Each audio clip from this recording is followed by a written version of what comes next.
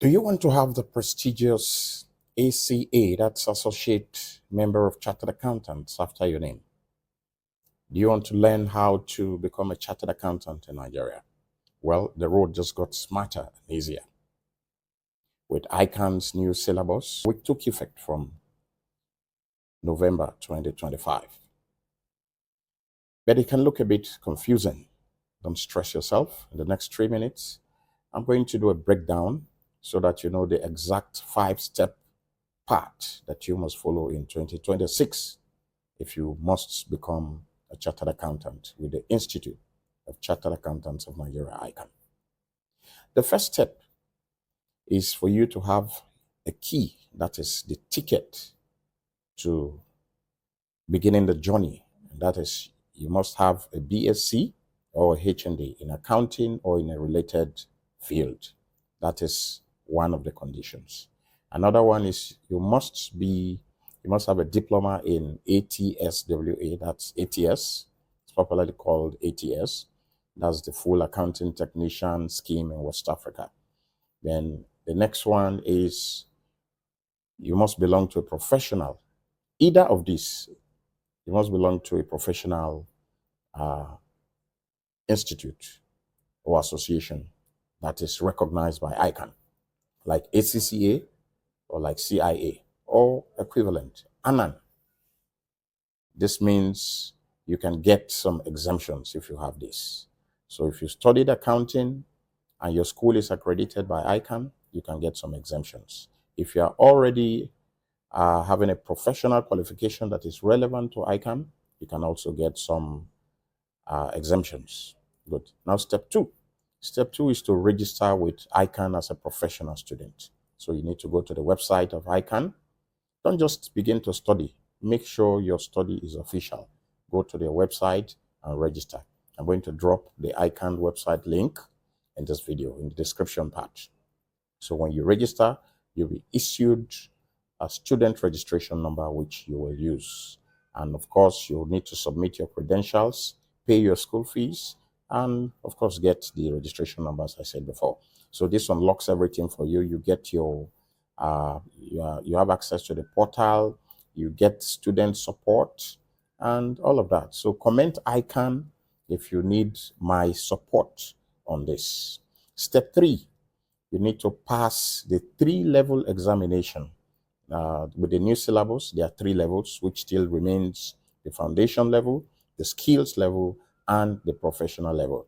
Now, with the new syllabus, I need to explain the new syllabus because there are some slight changes.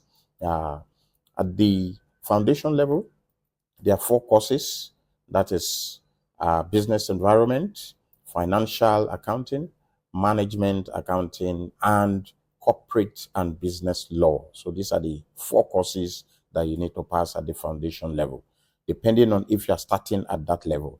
If you are a holder of a professional qualification relevant to ICAN, like ACCA, you may not need to pass through this foundation level at all. But of course, you need to pay for exemptions. At the skill level, the papers you need to pass, there's financial reporting, there's audit, assurance and forensics, taxation, financial management, performance management, public sector accounting, and finance. So these are the 6 courses you need at the skills level.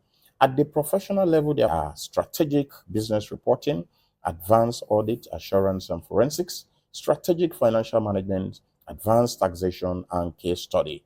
So you can write the ICAN exams either in May or in November, or you write both. So you plan your diet, you study smart, use the syllabus guide, and you pass without stress. Step 4, you complete your practical experience. So you need at least 3 years of relevant accounting and finance work experience. Most people get this experience even before they qualify by doing on-the-job training. So this is also relevant before you are inducted. And step 5, which is the last step, you get admission to membership and induction. That's the induction stage. So after passing the exams, you need to attend the mandatory induction ceremony where you also get your membership number. It is at that point that you get what we call MB. You get the membership number. then you can officially call yourself a chartered accountant and write ACA after your name. Okay, so let's quickly do a recap. First, you check your entry requirement, whether you have BSc or HND, or you belong to the professional institute or association that is relevant to ICAN, and also whether you have ATS. These are the entry requirements. And of course, there are so many forms for you to fill. Then the next one, you register as a student of the ICAN on the ICAN website. You go to the website. You can also go to a tutorial center close to you. You'll be guided.